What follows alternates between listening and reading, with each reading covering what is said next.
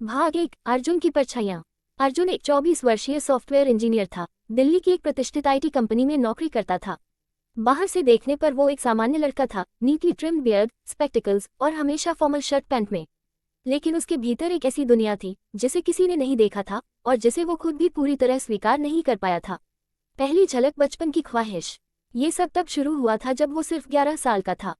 एक दिन घर में कोई नहीं था और उसकी निगाह उसकी बहन की अलमारी पर पड़ी। उसमें से एक हल्की गुलाबी रंग की नेट की पैंटी उसने निकाली और उसे पहन लिया। उस एक छोटे से अनुभव ने उसके भीतर कुछ गहरा जगा दिया। उसे कपड़े की कोमलता, उसका शरीर पर गिरना और वो अजीब सी गर्माहट, कुछ ऐसा लगा जो उसने पहले कभी महसूस नहीं किया था। धीरे धीरे बढ़ता आकर्षण। इसके बाद वो अक्सर अपनी बहन के छोड़े हुए सलवार कमीज, ओढ़नियां और दुपट्टे चुपके से पहनता।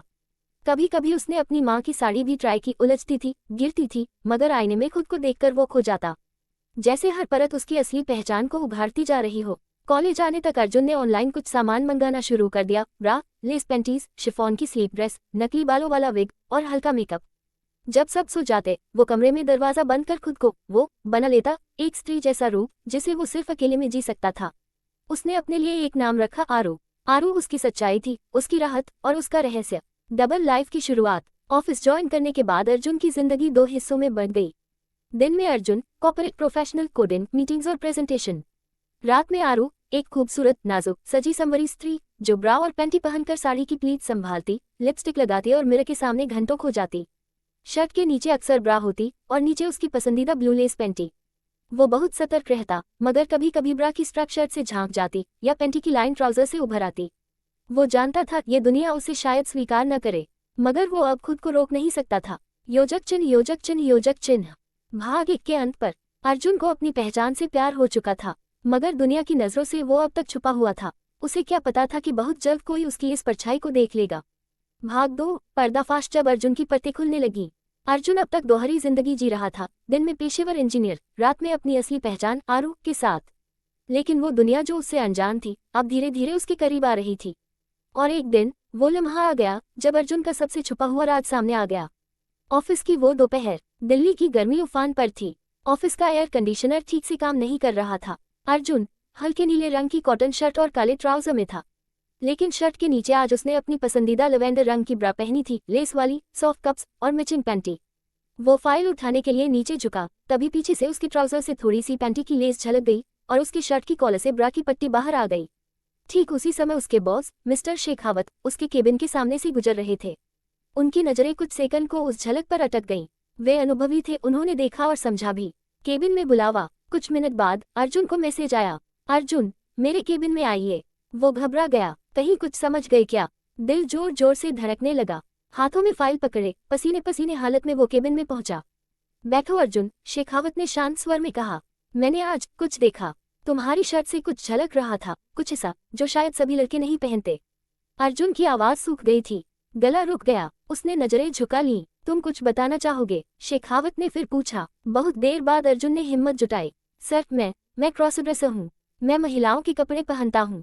ये मेरी पहचान का हिस्सा है, पर मैं इसे दुनिया से छुपाता हूँ। कुछ सेकंड सन्नाटा रहा, फिर शेखावत ने कहा, तुम्हारी ईमानदारी के लिए मैं तुम्हें सलाम करता हूँ। तुम अपने काम में बेहतरीन हो और तुम्हारी निजी पसंदें तुम्हारी अपनी हैं। लेकिन ऑफिस एक सार्वजनिक जगह है, इसलिए कुछ बातों का ध्यान रखना जरूरी है। अर्जुन की आंखों में आंसू भर आए। तो आप मुझे निकालेंगे नहीं? शेखावत मुस्कुराए। बिल्कुल नहीं, मैं चाहता हूँ कि तुम खुलकर जियो, लेकिन स्मार्ट तरीके से। अगर कभी तुम्हें सपोर्ट चाहिए तो मैं हूँ। मन में हल्की हुई आग। उस रात अर्जुन घर आया तो वो डरा नहीं था, बल्कि हल्का महसूस कर रहा था। पहली बार किसी ने उसे बिना जज किए स्वीकार किया था, और वो भी उसका बॉस। उसे अब न सिर्फ एक भरोसा मिला था, बल्कि एक ऐसा शख्स जो उसकी छुपी पहचान को समझता था। उस रात जब उसने आईने के सामने ब्रा पहनी, होठों पर हल्की लिपस्टिक लगाई, तो चेहरे पर डर नहीं, मुस्कान थी। योजक चिन्ह, योजक चिन्ह, योजक चिन्ह। अंत इस भाग का। अर्जुन की जिंदगी अब बदल रही थी। उसके भीतर की आरू अब सिर्फ उसकी नहीं रही, अब वो धीरे धीरे एक और इंसान की नजरों में भी जीने लगी थी। भाग 3, छुपी चाहतों की खरीदारी। पिछली मुलाकात के बाद अर्जुन और मिस्टर शेखावत के बीच कुछ बदल गया था। अब वो बॉस और एम्प्लॉय से ज्यादा हो चुके थे। कुछ अनकहा था जो उनके बीच बनने लगा था, एक रिश्ता जो धीरे धीरे आत्मीयता की ओर बढ़ रहा था। आरू की हिम्मत। एक हफ्ता बीत चुका था। अर्जुन ने अब तय कर लिया था, वो अब खुद को पूरी तरह स्वीकार करेगा, कम से कम अपने बॉस के सामने तो जरूर। लंच ब्रेक में वो धीमे कदमों से शेखावत के केबिन में गया। सर, एक बात करनी थी। हाँ अर्जुन, बैठो। थोड़ी झिझक के बाद अर्जुन ने धीमे स्वर में कहा, मैं कुछ दिन की छुट्टी लेना चाहता हूँ। मैं दरअसल कुछ शॉपिंग करना चाहता हूँ, साड़ी, ब्रा, पैंटी, सलवार सूट और कुछ और, लेकिन मैं अकेला नहीं जा पा रहा। शेखावत मुस्कुराए, तो मैं साथ चलूं? अर्जुन चौंक गया। आप? हाँ अर्जुन, चलो तुम्हें वो खरीदने में मदद करता हूँ जो तुम्हें खुशी दे। बदलते कदम। मॉल का दिन। शनिवार की दोपहर वे दोनों एक बड़े मॉल में पहुंचे। अर्जुन ने पहली बार महिलाओं के सेक्शन की ओर खुलकर कदम बढ़ाए, वो भी शेखावत के साथ। पहला स्टॉप था लैंजरी स्टोर। शेखावत ने ही उसे कहा, तुम्हारा साइज शायद 36 भी होगा, चलो ट्रायल करवाते हैं। अर्जुन ने शर्माते हुए 3 ब्रा चुनी, पिन, स्किन और ब्लैक लेस वाली। साथ में 4 पैंटीज, साटन और नेट मिक्स। फिर एक सॉफ्ट नाइट गाउन, गुलाबी रंग का, लेस के किनारे वाला। इसके बाद वे गए एक साड़ी शॉप में। शेखावत ने एक हल्की रेशमी पीच साड़ी उठाए और कहा, ये तुम्हारे रंग पर खूब जमेगी। साथ में ये मरून ब्लाउज और व्हाइट पेटीकोट। अर्जुन ने ट्रायल रूम में जाकर पहली बार किसी के सामने साड़ी पहनकर देखा। शीशे में उसकी आंखें नम हो गईं। वहां अर्जुन नहीं था, वहां आरू थी, पूरी तरह से। बाहर निकलते ही शेखावत ने धीमे स्वर में कहा, तुम्हें देखकर लगता है जैसे तुम हमेशा से ऐसी ही थी, और मैं खुश हूं कि अब तुम खुद को दुनिया से नहीं, मुझसे छुपा नहीं रही। एक नई शुरुआत की ओर। खरीदारी के बाद शेखावत ने पूछा, अगर कहूं कि हम साथ कुछ दिन बाहर चले, किसी हिल स्टेशन पर जहां तुम बिना डर के आरू बन सको, तो चलोगी? अर्जुन की आंखें भर आईं। हाँ चलूंगी। योजक चिन्ह, योजक चिन्ह, योजक चिन्ह। अंत इस भाग का। अब आरू सिर्फ अपने कमरे की चारदीवारी में सीमित नहीं रही। अब वो खुले आसमान के नीचे अपने सबसे करीबी इंसान के साथ खुद को पूरी तरह जीने को तैयार थी। भाग 4। पहली रात जब आरू ने खुद को सौंप दिया। हिल स्टेशन की हवाओं में कुछ अलग था। ठंडी फिजा, पहाड़ों की नमी और वो होटल रूम जहां आज अर्जुन नहीं, सिर्फ आरू थी। शेखावत और आरू एक खूबसूरत रिजॉर्ट में ठहरे थे, झील किनारे एक प्राइवेट कॉटेज जहां खिड़कियों से अंदर झांकती चांदनी और चारों ओर सन्नाटा था। बाहर शांत झील, भीतर 2 धड़कते दिल। सजने की तैयारी। रात के खाने के बाद शेखावत बाहर बालकनी में बैठा विस्की की चुस्की ले रहा था। वहीं अंदर वॉशरूम में आरू खुद को सजा रही थी, पहली बार पूरे अधिकार के साथ। उसने गुलाबी रेशमी साड़ी को धीरे धीरे पहना। पहले सफेद पेटीकोट बांधा, फिर ब्रा को सावधानी से ठीक किया, कप्स को समेटकर स्ट्रैप को कंधों पर टाइट किया, फिर लेस पैंटी और उसके ऊपर साड़ी की प्लीट संभालते हुए कमर में खोंस दी। बालों में नकली जुड़ा लगाया, हल्का आईलाइनर, चटक मरून लिपस्टिक और छोटी सी बिंदी। फिर चूड़ियां और कानों में लटकते झुमके। आईने में जो खड़ी थी वो अब लड़का नहीं रही। वो एक सजी संवरी स्त्री थी। उसकी आंखों में उत्सुकता थी, डर नहीं। शेखावत की प्रतिक्रिया। जब आरू बाहर आई, शेखावत का गिलास हाथ में ही रह गया। वो बस उसे निहारता रह गया। क्या मैं सुंदर लग रही हूँ? आरू की आवाज कांप रही थी, पर आंखें दृढ़ थीं। शेखावत उठकर उसके पास आया, उसकी चूड़ीधारी कलाई को थामा और कहा, तुम सिर्फ सुंदर नहीं, पूरी हो, और बिल्कुल वैसी जैसी तुम्हें होना चाहिए था। आरू की सांसें थम सी गईं। उसके लरजते होठों पर एक मुस्कान आई। शारीरिक नहीं, आत्मिक मिलन। बिस्तर की ओर बढ़ते दोनों के कदम धीमे थे, लेकिन स्थिर। आरू साड़ी संभालती, शर्माती हुई बैठी। शेखावत ने धीरे से उसके बाल पीछे किए, कान के पास फुसफुसाया, क्या मैं तुम्हें उस रूप में अपनाऊं जिस रूप में तुम खुद को सबसे ज्यादा चाहती हो? आरू ने सिर्फ गर्दन हिलाए, हाँ। फिर शुरू हुआ वो मिलन, कोई जल्दबाजी नहीं, न कोई मजबूरी। बस आरू की कांपती उंगलियां, शेखावत की गर्म हथेलियां, और 2 आत्माओं का एक दूसरे में घुल जाना। साड़ी के पल्लू धीरे धीरे बिस्तर पर फैल गया, चूड़ियां खनकी, और कंधे से सरकती ब्रा की स्ट्रैप के नीचे छुपी एक पहचान अब खुलकर सांस ले रही थी। वो रात सिर्फ शारीरिक नहीं थी, वो थी आरू के स्वीकार की, आरू के पहले प्यार की, आरू के अस्तित्व की। योजक चिन्ह, योजक चिन्ह, योजक चिन्ह। अंत इस भाग का। सुबह जब सूरज की किरणें साड़ी की सिलवटों पर पड़ी, आरू शेखावत की छाती पर सिर रखे मुस्कुरा रही थी। अब वो सिर्फ अर्जुन नहीं थी, अब वो आरू थी, पूरी तरह, पूरी अधिकार से। भाग 5। आरू की नई शुरुआत, समाज की निगाहों में सच्चाई। हिल स्टेशन की वो रात, वो साड़ी, वो मिलन अब अतीत का हिस्सा नहीं था। वो आरू के अस्तित्व की पुनर्जन्म सी रात थी। जब वो और शेखावत नीचे उतरे थे, उन्होंने सिर्फ एक पल बांटा नहीं था, बल्कि एक नई जिंदगी की शुरुआत की थी। वापसी की सुबह। दिल्ली लौटने के बाद आरू अब अर्जुन नहीं के भीतर एक अजीब सी स्थिरता थी, जैसे बरसों की बेचैनी थम गई हो। वो अब डर में नहीं जी रही थी, अब वो जी रही थी अपनी पहचान में, अपने रंग में।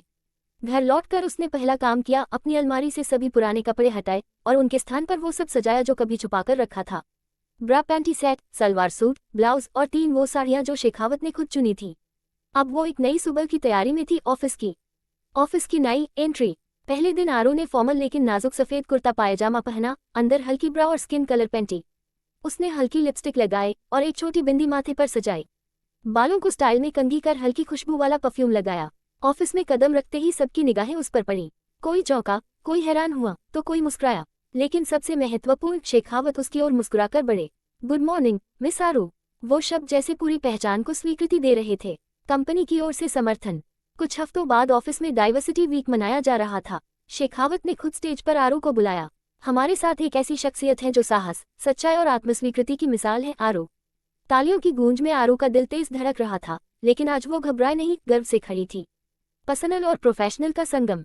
अब आरू वीकेंड्स पर साड़ी पहनती, शेखावत के साथ डिनर पर जाती और उनकी आंखों में खुद को स्त्री से ज्यादा इंसान महसूस करती। ऑफिस में सबने उसे धीरे धीरे स्वीकार कर लिया। कभी अर्जुन था, आज आरू है। और अब वो अकेली नहीं थी, उसका साथ देने वाला शख्स, उसका प्रेमी, उसका बॉस और उसका सबसे सच्चा साथी था। योजक चिन्ह, योजक चिन्ह, योजक चिन्ह। भाग 5 का अंतः। पहचान वो नहीं होती जो समाज तय करता है, पहचान वो होती है जो इंसान खुद चुनता है। और जब कोई साथ देता है तो वो पहचान रोशनी बन जाती है, गर्व बन जाती है, जिंदगी बन जाती है। भाग 6। आरू की जिंदगी का संगम, प्यार, पहचान और परिणय। समय बीतता गया, लेकिन आरू की दुनिया अब पहले जैसी नहीं रही। ऑफिस में अब वो खुले तौर पर आरू थी, ब्रा के साथ मैचिंग कुर्तियां, स्लीवलेस ब्लाउज, हल्की लिपस्टिक और शालीन बिंदी के साथ।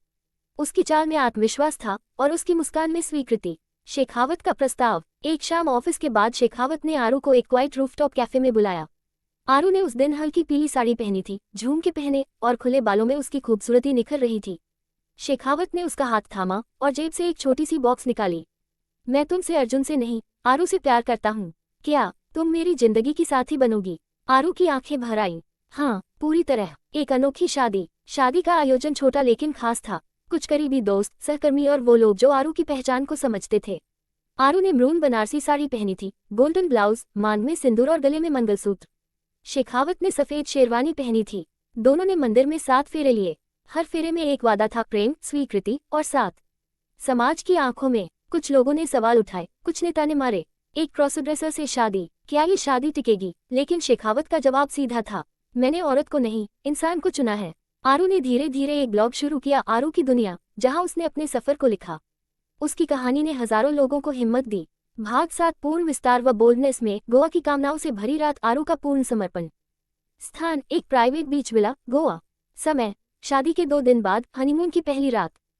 गोवा की रातें सामान्य नहीं होती, समंदर की गहराइयों की तरह यहाँ की रातों में भी कामना की लहरें उठती हैं। और आज की रात सिर्फ चांदनी नहीं, बल्कि उस प्रेम की गवाह बनने वाली थी जो अब तक सिर्फ नजरों और भावनाओं में सिमटा था। योजक चिन्ह, योजक चिन्ह, योजक चिन्ह। आरू की तैयारी, पहली बार पूरी तरह स्त्री बनना। आरू वॉशरूम के अंदर थी। आईना उसे निहार रहा था, एक वो शरीर जिसे समाज ने पुरुष कहा, और एक वो आत्मा जो वर्षों से औरत की पहचान में सांस ले रही थी। उसने सबसे पहले लेस वाली डीप रेड ब्रा पहनी, जिसमें उसके नकली ब्रेस्ट्स पूरी तरह भर गए। वो उभरे हुए गोलाए अब उसके स्त्रीत्व की पहली झलक थे। फिर आई ब्लैक नेक पैंटी, ट्रांसपेरेंट, पतली, जिसमें नीचे का सब कुछ थोड़ा छुपा, थोड़ा खुला था। उसके बाद वो एक wine coloured satin night gown पहनती है, स्लीवलेस, स्लिट थाइस तक खुला और गले से इतना डीप कि उसकी ब्रा की धड़कनें बाहर झांकती। बाल खोले, मान में हल्का सिंदूर, होठों पर गाढ़ी मैरून लिपस्टिक, आंखों में काजल की तीखी रेखा और परफ्यूम, हल्का सा मोगरे की खुशबू। जब वो कमरे में लौटी तो मोमबत्तियों की रोशनी में सेटिन गाउन की चमक उसकी जांघों और छाती पर लहर रही थी। योजक चिन्ह, योजक चिन्ह, योजक चिन्ह। शेखावत का ललकता स्पर्श। शेखावत बेड पर वाइन पी रहा था।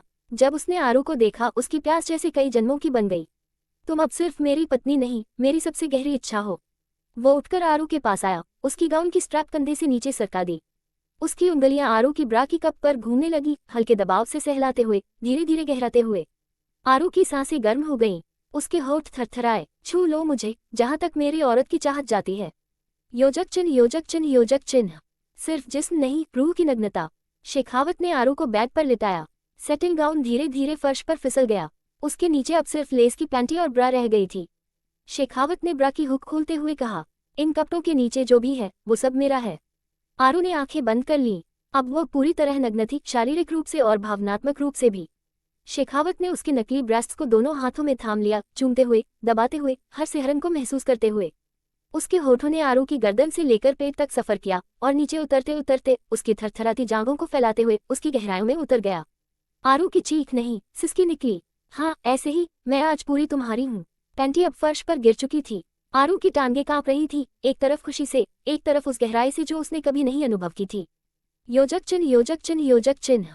समर्पण का चरम। शेखावत ने आरू को अपनी गोद में उठाया, दीवार से टिकाया और उसकी जांघों को कमर के चारों ओर लपेटते हुए खुद को उसमें समेट दिया। उसकी हल्की चीख, वो पहली अनुभूति, जैसे सारी बंद दरवाजों को तोड़ रही थी।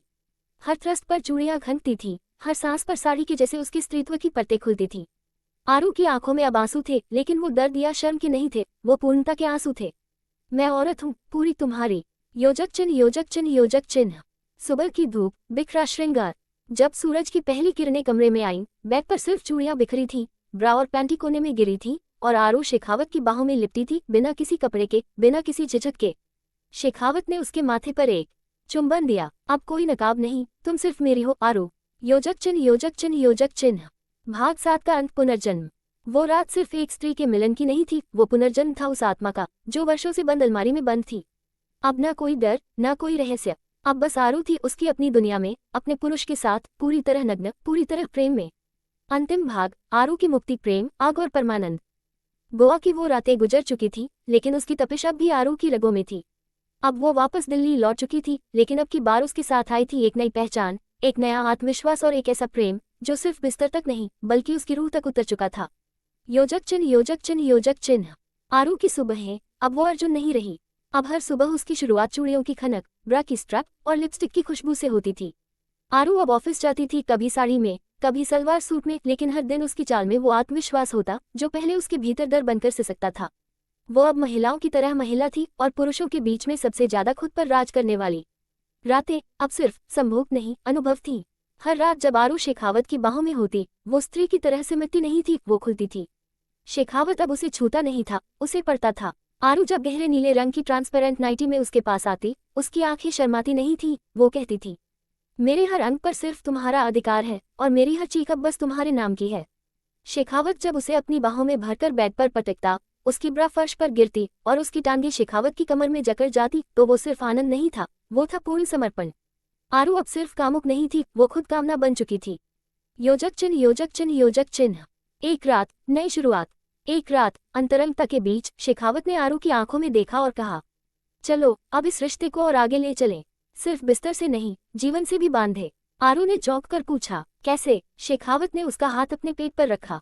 सर्जरी कराओ, अपनी बॉडी को भी वही बना लो जो तुम भीतर से हो, और अगर चाहो हम एक बच्चा भी अडॉप्ट कर सकते हैं, हम दोनों का। आरू की आंखों से आंसू बह निकले, वो आंसू किसी पीड़ा के नहीं थे, वो थे एक ऐसी स्त्री के जिसने खुद को पाकर खुद को किसी को सौंप भी दिया, और उस पुरुष ने उसे सिर्फ शरीर से नहीं, अस्तित्व से अपनाया। योजक चिन्ह योजक चिन्ह योजक चिन्ह। अंतिम दृश्य, समुद्र किनारे, आरू की उड़ती साड़ी। कुछ महीने बाद समंदर के किनारे एक और शाम थी। आरू ने फिर से वो पहली वाली साड़ी पहनी थी, peach silk, deep neck blouse, कमर पर ढलती प्लीट्स और लहराती चूड़ियां। उसके साथ शेखावत था, अब उसका पति नहीं, उसका जीवन। और उनके साथ था एक छोटा सा बच्चा, गोद लिया हुआ, लेकिन उतना ही प्यारा जितना उनका संबंध। आरू ने बच्चे को उठाया और शेखावत की तरफ देखा। अब मैं पूरी हूँ, औरत, प्रेमिका, पत्नी और माँ। योजक चिन्ह योजक चिन्ह योजक चिन्ह। The end, a bold, beautiful, complete life. उसने अपना शरीर बदला, समाज बदला, रिश्ता बदला, लेकिन जो नहीं बदला वो था उसका हौसला और उसका हक खुद पर। और जब एक आदमी ने उसे पूरी तरह स्वीकार किया, तो वो औरत पूरी दुनिया बन गई। आरू की कहानी यही नहीं रुकती, अब वो दूसरों को भी अपनी तरह उड़ने का हौसला सिखाती है। वो सिर्फ एक क्रॉस ड्रेसर नहीं रही, अब वो क्रांति है।